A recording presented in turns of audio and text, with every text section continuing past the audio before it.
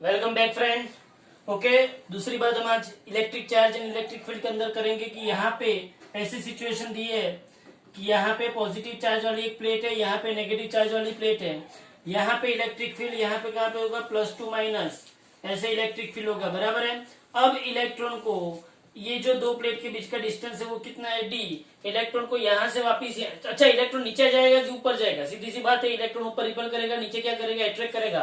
तो इलेक्ट्रॉन को नीचे आने के लिए कितना टाइम लगेगा, इलेक्ट्रॉन को यहाँ पे d डिस्टेंस कवर करने के लिए कितना टाइम लगेगा। तो ये इलेक्ट्रॉन है, कोई भी चार्ज ले लो, पॉजिटिव चार्ज ले लो। पॉजिटिव चार्ज लोगे तो क्या होगा, प्लस ऊपर चला जाएगा, नीचे माइनस कहाँ पे आ जाएगा, नीचे आ जाएगा। तो यहाँ पे आपको इलेक्ट्रॉन को जो एक्सेलरेशन लगेगा वो एक्सेलरेशन क्या लगेगा, तो F is equal to M, A is equal to E, तो A is equal to E by M. और दूसरी बात आपको पता होनी चाहिए कि D is equal to V0t plus half AT square. Basic equation हमने अप्लाई किया तो D is equal to initial velocity क्या थी, 0 प्लस हाफ यहाँ पे E by M into T square. तो आपको T इज इक्वल टू मिल रहा है √2md बाई ई इंटू ई। तो आपको क्या मिला, यहाँ पे टाइम का इक्वेशन मिला, बराबर है। दूसरा एक केस आपके पास ऐसा आया, ध्यान से देखना। अच्छा, आपको ये भी पता है linear charge density, surface charge density. बोलो लीनियर चार्ज डेंसिटी मतलब क्या, linear charge density lambda is equal to क्या होता है, चार्ज पर यूनिट लेंथ होता है। Surface charge density sigma is equal to क्या होता है, चार्ज पर यूनिट एरिया होता है। और volume charge density rho is equal to क्या होता है, चार्ज पर यूनिट वॉल्यूम होता है, बराबर है। ये चार्ज के डिस्ट्रीब्यूशन के 3 प्रकार है, लिनियरली डिस्ट्रीब्यूट किया, एक सरफेस पे डिस्ट्रीब्यूट किया, और किस पे डिस्ट्रीब्यूट किया, वॉल्यूम पे डिस्ट्रीब्यूट किया। अब एक इक्वेशन आपको बताता हूं कि यहाँ पे मेरे को दिया गया है कि एक लिनियर चार्ज डिस्ट्रीब्यूशन किया है एक वायर पे, ये इनफाइनाइटली लॉन्ग वायर है। तो यहाँ पे r डिस्टेंस पे, कितने डिस्टेंस पे, r डिस्टेंस पे मुझे क्या पूछा गया है, इलेक्ट्रिक फील्ड। तो r डिस्टेंस पे इलेक्ट्रिक फील्ड अब मेरे को पता चल जाना चाहिए। E इज इक्वल, मेरे पास इक्वेशन है lambda upon 2 pi epsilon not r। किसकी वजह से, infinitely long straight charge wire, उसकी वजह से r डिस्टेंस पे electric field E is equal lambda upon 2 pi epsilon not r। ये पूरा का पूरा डेरिवेशन मैंने मेरे अगले वीडियोस के अंदर एक एज अ थियरी समझाया हुआ है, तो प्लीज उसको एक बार देख लीजिएगा। E is equal lambda upon 2 pi epsilon 0 r। और यहाँ पे दूसरा इक्वेशन उसके अंदर था 2k लैम्डा बाई r, बराबर है, ये इक्वेशन था। अगर ये जो वायर है, आपको सिचुएशन ऐसी देंगे, ये जो वायर है, वायर से r डिस्टेंस पे इलेक्ट्रिक फील्ड मुझे मिल गया। अब यहाँ पे कोई एक Q चार्ज है, कौन सा चार्ज है, Q चार्ज। इस Q चार्ज पे आपको फोर्स कितना लगेगा, तो F इज इक्वल टू कितना फोर्स लगेगा आपको, F is equal to QE force लगेगा, बराबर है। तो ये infinitely long straight charge wire, उसकी वजह से इलेक्ट्रिक फील्ड और फोर्स। अच्छा, एक दूसरा क्वेश्चन उसने पूछा है, एक दूसरा क्वेश्चन आता है कि ये एक वायर है, इसके ऊपर लीनियर चार्ज डेंसिटी λ1 है, और इसके बाजू में दूसरा वायर रख दिया, उसके ऊपर भी पॉजिटिव चार्ज डिपॉजिट है, और उसकी लीनियर चार्ज डेंसिटी λ2 है, और उन दोनों के बीच का डिस्टेंस d है, उन दोनों के बीच का डिस्टेंस d है। तो इन दोनों के बीच में कितना फोर्स लगेगा, सोचो ध्यान से।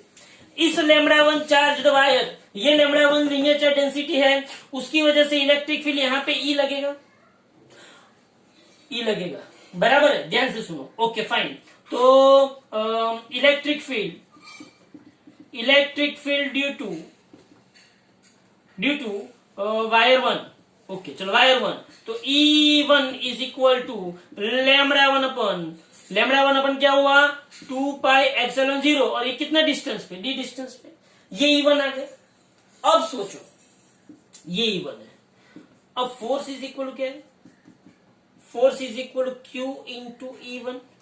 Q इंटू क्या है, E1 है, ध्यान से देखना। तो फोर्स बाय अगर मैं L करता हूं, फोर्स बाय लेंथ करता हूं, तो यहाँ पे Q बाय L आएगा, और यहाँ पे E1 क्या आएगा, λ1 upon 2 pi epsilon naught d। समझना ध्यान से, बोलो Q by L second charge के लिए, सेकंड वायर के लिए, तो Q बाय L क्या होगा, λ2। तो आपके पास इक्वेशन आ गया, force per unit length is equal to λ1 λ2 upon 2 pi epsilon 0 d, बराबर है। Force F by L is equal to λ1 λ2 upon 2 pi epsilon 0 d, most time पे इक्वेशन। नाउ आपके पास एक रिंग है, रिंग के ऊपर ऐसे चार्ज को डिस्ट्रीब्यूट किया गया है, रिंग का रेडियस कितना है, स्मॉल ए है।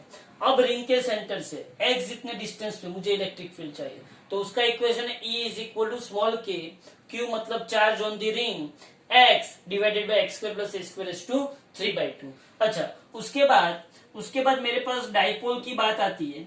डाइपोल की बात आती है तो आपको पता है कि डाइपोल की डाइपोल मोमेंट क्या होती है, P is equal to 2a into Q. मतलब P क्या है, डाइपोल मोमेंट। P क्या है, dipole moment. P dipole moment है। साथ में आपको ये भी पता होगा कि डाइपोल मोमेंट मतलब क्या हुआ, distance between two charge multiplied by क्या हुआ, magnitude of charge, multiplied by magnitude of charge. ये आपके पास डाइपोल मोमेंट है, बराबर। उसका यूनिट क्या आता है, coulomb into metre. It is not centimetre, it is coulomb into metre. अच्छा, दूसरी बात मुझे यहाँ पे समझानी है डाइपोल के लिए कि ये डाइपोल की वजह से ये प्लस चार्ज है, ये माइनस चार्ज है, बराबर है। ये डाइपोल की एक्सिस बोली जाती है, क्या बोली जाती है, डाइपोल की एक्सिस। और ये डाइपोल क्या बोला जाता है, इक्वेटर बोला जाता है। तो डाइपोल की एक्सिस पे इलेक्ट्रिक फील्ड का इक्वेशन कुछ और है, मतलब ई एक्सिस बोलते हैं इसको, क्या बोलते हैं, ई एक्सिस। और डाइपोल का जो इक्वेटर है उसके लिए इलेक्ट्रिक फील्ड का इक्वेशन कुछ और है, बराबर। डाइपोल की जो एक्सिस है, एक्सिस के ऊपर इलेक्ट्रिक फील्ड का आपके पास इक्वेशन है 2kpr upon R square minus A square का स्क्वायर इंटू यहाँ पे क्या आएगा, पी कैप। अगर मैं इसको वेक्टर क्वांटिटी लूं तो E axis equal to K P R upon R square minus A square का square into P cap. If R is very very very very greater than A, then A को क्या करो, neglect करो, ए को क्या करो, निग्लेक्ट। तो यहाँ पे E axis is equal to K P R. ये ए को निग्लेक्ट किया तो ए 0 हो गया, तो आर स्क्वायर का स्क्वायर मतलब क्या हुआ, r⁴ हुआ। r⁴ है तो E axis is equal to 2kp r cut, तो r³ इंटू पी के, बराबर है। तो ये किसके लिए आ गया, डाइपोल की एक्सिस पे इलेक्ट्रिक फील्ड आ गया। और इक्वेटर के ऊपर इलेक्ट्रिक फील्ड क्या है, इक्वेटर माइनस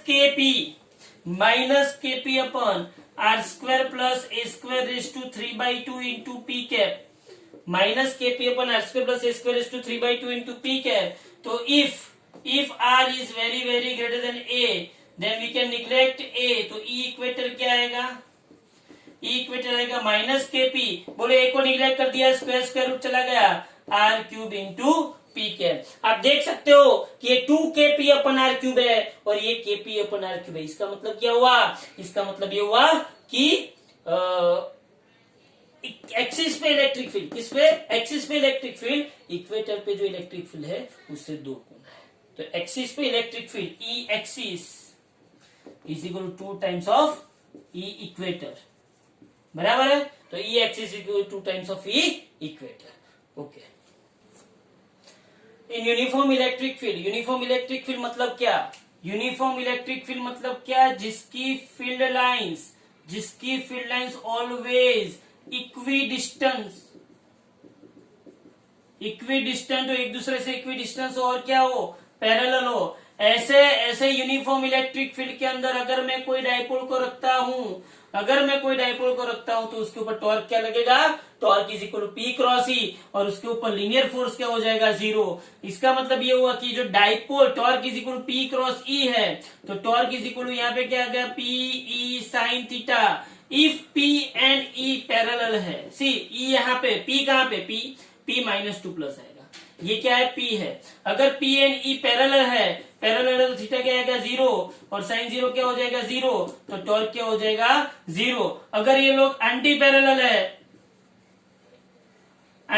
है तो थीटा क्या होगा, 180, तो साइन 180 क्या होगा, 0, तो टॉर्क क्या हो जाएगा, 0। और अगर ये लोग क्या है, परपेंडिकुलर है तो आपके पास थीटा क्या होगा, 90, और साइन 90 क्या होगा आपके पास, 1, तो टॉर्क इज इक्वल टू क्या आएगा, PE, बराबर है। ये यूनिफॉर्म इलेक्ट्रिक फील्ड हुई। और नॉन यूनिफॉर्म इलेक्ट्रिक फील्ड जो होती है, उसके अंदर फोर्स भी 0 नहीं होता है और टॉर्क भी 0 नहीं होता है, बराबर। तो यूनिफॉर्म इलेक्ट्रिक फील्ड है, नॉन यूनिफॉर्म इलेक्ट्रिक फील्ड। उसके बाद आपके पास आता है गॉस लॉ। गॉस लॉ आपको क्या बोलता है कि कोई भी क्लोज्ड सरफेस है, कौन सी सरफेस है, क्लोज्ड सरफेस अगर आप ले लो तो क्लोज्ड सरफेस के लिए इलेक्ट्रिक फ्लक्स मतलब क्या, number of field lines passing through particular cross section area. तो electric flux is equal to integration of E dot da is equal to Q inside divided by epsilon 0. This is most IMP Gauss law. Phi is equal to close integration over particular closed surface. E dot da is equal to Q inside divided by epsilon 0. Most IMP इससे आपको अलग अलग shape के अलग अलग जो objects होते हैं उसके ऊपर जो चार्ज डिस्ट्रीब्यूशन होता है उसका आपको क्या मिलेगा, electric field lines, electric flux मिलेगा, बराबर है। उसके बाद अब यहाँ पे एक प्लेन सरफेस है, प्लेन सरफेस के ऊपर चार्ज डिस्ट्रीब्यूट किया गया है और उसके ऊपर सरफेस चार्ज डेंसिटी सिग्मा है। इस सिग्मा सरफेस चार्ज डेंसिटी की वजह से यहाँ पे इलेक्ट्रिक फील्ड कितना होगा, तो E is equal to sigma by 2 epsilon naught into N cap, where N cap is perpendicular normal, मतलब यहाँ पे ये एरिया ये वेक्टर है, तो E इज इक्वल टू क्या हो गया, सिग्मा बाई 2 एप्सिलॉन 0, बराबर है। E is equal to sigma by 2 epsilon naught. अब उसने ऐसा बोला कि मेरे पास दो ऐसी सरफेस है, दोनों के ऊपर पॉजिटिव चार्ज है, इसके ऊपर सिग्मा 1 सरफेस चार्ज डेंसिटी, इसके ऊपर सिग्मा 2 सरफेस चार्ज डेंसिटी। अब ध्यान से देखना, दो केसेस थे, एक इनसाइड और एक आउटसाइड। इनसाइड में देखो, ध्यान से देखना, इस पॉजिटिव चार्ज की वजह से अंदर से इलेक्ट्रिक फील्ड ऐसे आएगा, मतलब ऐसे इलेक्ट्रिक फील्ड आएगा अंदर की से, और इस पॉजिटिव चार्ज की वजह से ऐसे इलेक्ट्रिक फील्ड आएगा, मतलब दोनों एक दूसरे के क्या है, ऑपोजिट है, दोनों एक दूसरे के ऑपोजिट डायरेक्शन में है। तो इनसाइड के लिए मैं क्या लिखूंगा, E is equal to sigma 1 by 2 epsilon 0 minus sigma 2 by 2 epsilon 0, मतलब sigma 1 minus sigma 2 by 2 epsilon 0। यहाँ पे सिग्मा 1 बड़ा है किससे, सिग्मा 2 से, ओके फाइन।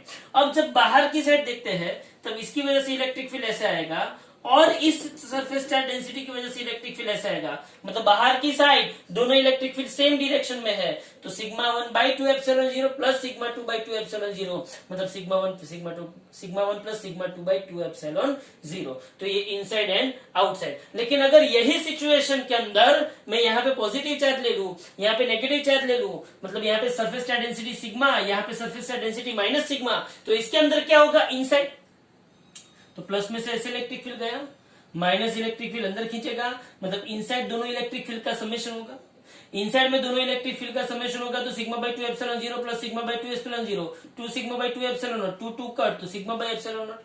और आउटसाइड का अंदर देखो तो यहाँ पे इलेक्ट्रिक फील्ड ऐसे होगा और ये माइनस की वजह से इलेक्ट्रिक फील्ड ऐसे जाएगा, तो sigma by 2 epsilon 0 minus sigma by 2 epsilon 0, तो आपको आएगा E इज इक्वल टू 0। तो ये किसकी वजह से हुआ, सरफेस चार्ज डेंसिटी की वजह से इलेक्ट्रिक फील्ड इनसाइड आउटसाइड। अब देखो ध्यान से, अब मेरे पास एक स्फेरिकल शेल है, स्फेरिकल शेल मतलब क्या है, जो अंदर से क्या है, होलो स्ट्रक्चर है, अंदर से क्या है, होलो स्ट्रक्चर, बराबर है, ये स्फेरिकल शेल है, बराबर। ये स्फेरिकल शेल के ऊपर मैंने ऐसे पॉजिटिव चार्ज को क्या किया, डिपॉजिट किया।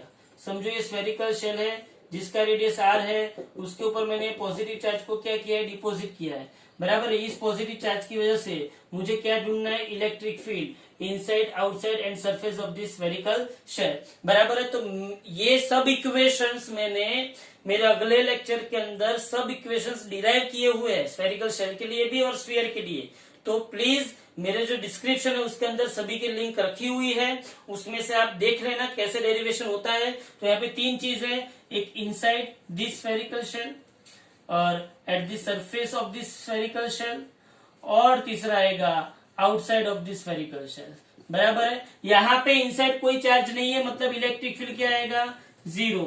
Eight the surface of this spherical shell E is equal to क्या आएगा, KQ by R square, sorry E is equal to KQ by capital R square, क्योंकि रेडियस क्या है, कैपिटल R। और आउटसाइड दिस स्फेरिकल शेल के outside क्या आएगा, E is equal to KQ by small r square. Inside मतलब small r less than r, surface मतलब small r is equal to capital R, और outside मतलब small r is greater than capital R, बराबर है। अब मैं क्या बात करता हूँ, सॉलिड स्फीयर की बात करता हूँ।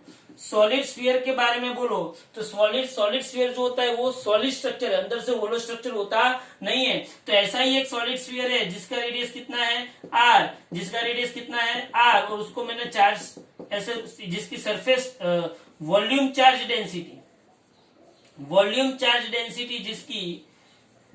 Density rho is equal to charge per unit volume है 4/3 पाई आर क्यूब, बराबर है। तो इसके लिए भी मैंने 3 इक्वेशन है, एक इनसाइड है, एक एट दी सरफेस है और एक आउटसाइड। इनसाइड मतलब क्या हुआ, r लेस देन r। तो यहाँ पे इलेक्ट्रिक फील्ड का इक्वेशन है k q r by r cube, K Q R by R cube. यहाँ पे सरफेस के ऊपर इक्वेशन है E इज इक्वल टू के क्यू बाई सरफेस के ऊपर इक्वेशन है K Q by capital R square, और यहाँ पे आउटसाइड सरफेस मतलब small r is equal to capital R, और यहाँ पे आउटसाइड पे जो इक्वेशन है small r is equal to small r greater than r। तो यहाँ पे इक्वेशन है E इज इक्वल टू के Q by small r square. अब यहाँ पे मैं आपको समझाना चाहता हूँ, ये जो केस है स्फेरिकल शेल का जो केस है उसके अंदर अगर आप देखने जाओ तो मैं आपको यहाँ पे एक स्मॉल ग्राफ बताना चाहता हूँ कि ये E है और ये R है। इतना distance E R less than R मतलब इनसाइड वाला केस हो गया, ये क्या हो गया R is equal to R, और ये केस क्या हो गया R ग्रेटर देन R। अभी R लेस देन R मतलब इनसाइड के लिए इलेक्ट्रिक फील्ड क्या था 0, सरफेस पे इलेक्ट्रिक फील्ड क्या हुआ मैक्सिमम, और आउटसाइड पे इलेक्ट्रिक फील्ड क्या हुआ E proportional to 1/r square. जैसा मैंने स्फेरिकल शेल के लिए लिखा वैसा ही मैं किसके लिए लिखूंगा, सॉलिड स्फीयर के लिए। अगर आप E और R का रिलेशन बताओ तो बोलो इनसाइड के अंदर E is directly proportional to R, मतलब इनसाइड के अंदर E is directly proportional to R, मतलब स्ट्रेट लाइन आएगी। सरफेस के ऊपर R is equal to R मतलब मैक्सिमम इलेक्ट्रिक फील्ड होगा, और जब R ग्रेटर देन R होगा तो इलेक्ट्रिक फील्ड क्या हो रहा है डिक्रीज हो रहा है E proportional to 1/r square. तो मोस्ट टाइम पे ये दोनों ग्राफ आपको याद रखने हैं। तो इस चैप्टर के मेजोरिटी इक्वेशंस जो भी हम बोले जाते थे कि जो न्यूमेरिकल में यूज होते हैं वो सब कुछ हमने कवर किया है, ट्राई की है हमने कवर करने की। फिर भी आपके कोई भी सजेशंस हो या तो आपको जो टॉपिक में प्रॉब्लम हो, जो कंसेप्ट पता ना चलता हो, वो मुझे कमेंट सेक्शन में लिखिए, तो मैं उसके ऊपर से आपको वीडियो बना के दूंगा। Okay, thank you.